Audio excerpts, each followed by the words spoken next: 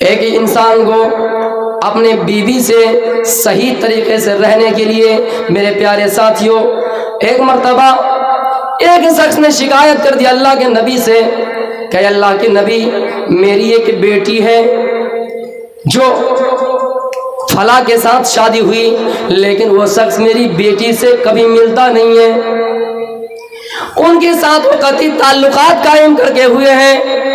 میرے پیارے ساتھیوں، اس آدمی کا نام اللہ کے نبی کو بتایا گیا۔ اللہ کے نبی اس کے گھر گئے اور فرمایا، اے عبداللہ ابن عمر، میں نے تمہارے بارے میں یہ باتیں سنی ہے، کیا یہ سچ ہے؟ آپ نے فرمایا، کیا باتیں سنی ہے؟ تو ایک طرف سے جواب دیا کہ کیا میں نے سنا کہ تم دن میں صرف روزہ رکھتے ہو اور رات میں قیام اللیل نماز ادا کرتے ہو، پوری رات نماز میں گزار دیتے ہو اور پورا دن روزے میں گزار دیتے ہو، اپنی بیوی سے نہیں ملتے ہو۔ میرے پیارے ساتھیوں، عبداللہ ابن عمر نے کہا، اے اللہ کے نبی، ہاں صحیح بات ہے، اسی کی وجہ سے تو میں اپنی بیوی سے مل نہیں پاتا ہوں، اسی کی وجہ سے میری بیوی مجھے چھوڑ رہی ہے۔ آئے نوجوانوں، شادی کا مقصد میں آپ کو یہ بھی بتا رہا ہوں، اور اس مثال اور اس واقعات کو غور سے سنیے۔ دن میں روزہ رکھتا ہوں اور رات میں نماز پڑھتا ہوں، اپنی بیوی سے ملاقات نہیں کرتا ہوں، اپنی بیوی سے ملاقات نہیں کرتا ہوں۔ تو آپ نے فرمایا، عبداللہ ابن عمر، ایسا کرو، تمہارے اوپر تمہارے جسم کا بھی حق ہے، فَإِنَّ لِجَسَدِكَ عَلَيْكَ حَقًّا، تمہارے اوپر تمہارے جسم کا بھی حق ہے، وَلِعَيْنِكَ عَلَيْكَ حَقًّا، تمہارے اوپر تمہاری آنکھ کا بھی حق ہے، وَلِزَوْجِكَ عَلَيْكَ حَقًّا، تمہارے اوپر تمہاری بیوی کا بھی حق ہے۔ لہٰذا کوئی مسلمان، کوئی نوجوان اگر یہ کہے کہ میں دن بھر روزہ رکھوں گا اور رات میں پوری رات نماز ادا کرتا رہوں گا، اپنی بیوی کا حق ادا نہیں کروں گا، اے نوجوانوں، سمجھ لو کہ تمہیں تمہاری بیوی چھوڑنے والی ہے، سمجھ جاؤ کہ تمہاری زوجیت میں خلل پیدا ہونے والے ہیں، تمہارے نکاح میں بگاڑ پیدا ہونے والے ہیں، تمہاری شادی برقرار نہیں رہ سکتی ہے۔ اس لیے کہ شادی کا مقصد یہ ہے، شادی کا مقصد یہ کہ تم سے تمہاری آنکھ محفوظ رہے، تم سے تمہارا شرمگاہ محفوظ رہے، تمہاری بیوی کا شرمگاہ محفوظ رہے، تمہاری بیوی کی آنکھ بھی محفوظ رہے۔ ظاہر سی بات ہے، کوئی نوجوان اگر شادی کرنے کے بعد اپنی بیوی سے نہ ملے، بیوی کا حق ادا نہ کرے اور یہ کہے کہ اللہ میں تو نماز ادا کرتا ہوں، یا اللہ میں تو دن میں روزہ رکھا کرتا ہوں، کیسے اپنی بیوی سے ملوں؟ اللہ فرماتا ہے، تم نے سراسر یہ غلط کام کیا، تم نے ایک لڑکی کی زندگی کو برباد کیا۔ میرے پیارے ساتھیوں، فَإِنَّهُ أَغَضُّ لِلْبَصَرِ وَأَحْسَنُ لِلْفَرْجِ، نکاح کا دو مقصد ہوتا ہے، ایک ہم سے ہماری آنکھ محفوظ رہے، دوسرا ہمارا شرمگاہ محفوظ رہے۔ اگر آپ ہم نے نکاح کیا اور آپ کو اگر آپ کے بیوی سے ملنے کی استطاعت نہیں ہے، طاقت نہیں ہے، تو سمجھ جائیے کہ آپ کا نکاح قابل قبول نہیں ہے، آپ کی شادی قابل قبول نہیں ہے۔ اس لیے کسی نوجوان کے پاس اگر یہ طاقت نہ ہو تو سب سے پہلے وہ اپنا علاج کرائے، پھر اس کے بعد شادی کریں۔ کسی عورت کی زندگی کو خطرے میں نہ ڈالیں، کسی عورت کو خطرے میں نہ ڈالیں۔ میرے پیارے ساتھیوں، آؤ میں آپ کو مختلف واقعات سے سمجھانے کی کوشش کروں گا۔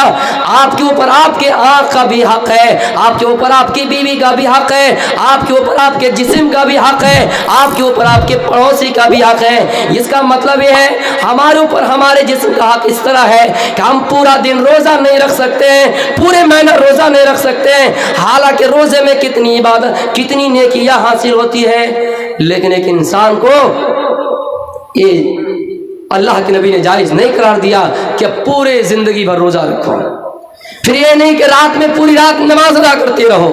تمہارے اوپر تمہاری بیوی کا بھی حق ہے، تمہارے اوپر تمہاری آنکھ کا بھی حق ہے، تمہیں سونا بھی چاہیے، تمہیں لیٹنا بھی چاہیے، تمہیں تمہاری بیوی سے ملنا بھی چاہیے، تمہیں روزہ بھی رکھنا چاہیے، لیکن پوری زندگی کے روزہ نہیں رکھ سکتے ہو۔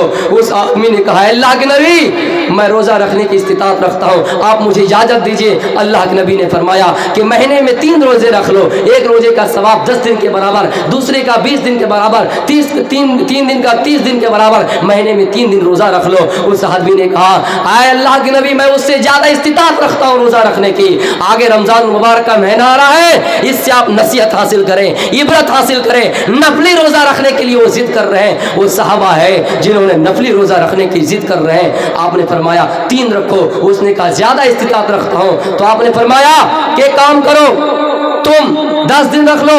उसने कहा नहीं मैं और रखना चाहता हूँ। आपने फरमाया 1 दिन रखो 1 दिन नहीं रखो। आपने फरमाया 1 दिन रखो 1 दिन नागा करो। गोया के महीने में 15 दिन रखो, उसके अलावा मैं तुम्हें इजाजत नहीं देता हूँ। तो मेरा कहने का मतलब ये था, मकसद ये था कि कोई इंसान अगर ये चाहे कि हम अल्लाह की इबादत करने के लिए अपनी बीवियों को छोड़कर जंगलों में पत्ते खाकर गुजारो बसर कर लूंगा, मेरे भाइयों सरासर ये गलत है। खुदा न खास्ता अगर उनकी बीवी किसी से गलत काम कर ले तो ये सारी जिम्मेदारी उस मर्द के ऊपर आती है, क्योंकि एक बीवी 4 महीने से ज्यादा बर्दाश्त नहीं कर सकते हैं। इसलिए आपको चाहिए कि आप अपने जिस्म का भी हक अदा कीजिए, आप अपनी बीवी का भी हक अदा कीजिए। जा सल्लल्लाहु इला रहतिन इला बुयूत अजवाज नबी सल्लल्लाहु अलैहि वसल्लम यसअलूना अन इबादत नबी सल्लल्लाहु अलैहि वसल्लम। 3 आदमी अल्लाह के नबी के पास आए और अल्लाह के नबी की बीवी से आपकी इबादत के मुतालिक सवाल किया।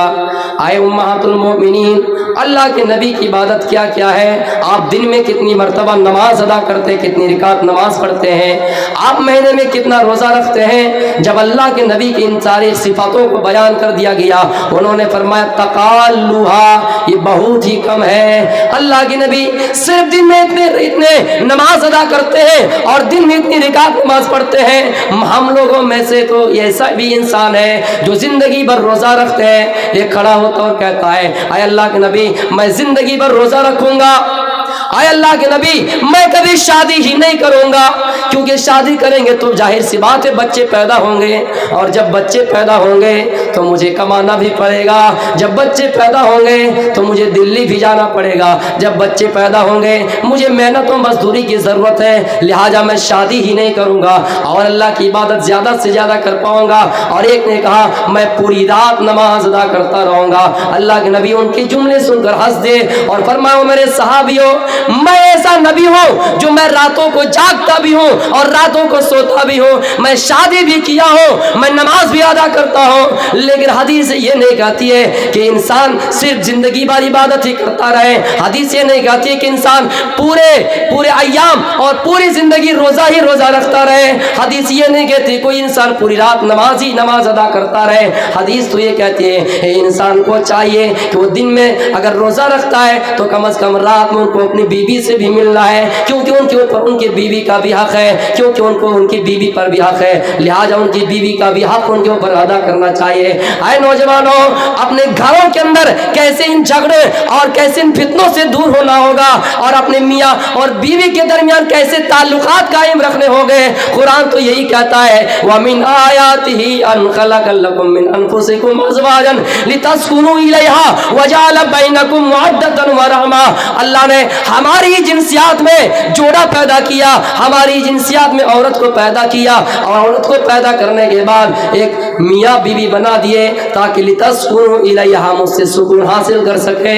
वजअल बैनकुम मवद्दतन व रहमा, और अल्लाह ताला ने मियाँ बीवी के दरमियान मोहब्बत पैदा कर दी, उल्फत कायम कर दिए। मेरे प्यारे साथियों, एक बात याद रखिएगा, मियाँ बीवी से जो मोहब्बत और उल्फत कायम हो जाए, मियाँ बीवी से जो सुकून हासिल हो जाए, वो दुनिया के अंदर किसी दौलत से सुकून हासिल नहीं हो सकता है, वो दुनिया के अंदर किसी औरत से सुकून हासिल नहीं हो सकता है। भले ही आपने अपने बीवी से वो काम जितना इस्तेमाल किया उससे ज़्यादा कहीं और किसी से गलत काम किया, मुकाला किया, लेकिन उतना सुकून हासिल नहीं होगा जितना सुकून अपनी बीवी से हासिल होता है। क्योंकि अल्लाह फरमाता है आए लोगों, मैंने इंसान यानी मर्दों के ही जिस्म से, मर्दों के ही जिनसियात से एक औरत पैदा किया जो हमने तुम्हारे लिए जोड़ा बना दिया, और जोड़ा बनाने के बाद तुम दोनों के दरमियान मोहब्बत कायम कर दिए। अल्लाह फरमाता है इन्नल्लाह ला यस्तही मिनल हक, अल्लाह हक से शर्माता नहीं है। अल्लाह खुल कर लोगों के सामने बयान कर दिया है कि हमने मियाँ बीवी के दरमियान उल्फत और मोहब्बत कायम कर दी है। लिहाजा नौजवानों जो शादी की उम्र तक पहुंच रहे हो या जो शादीशुदा हो,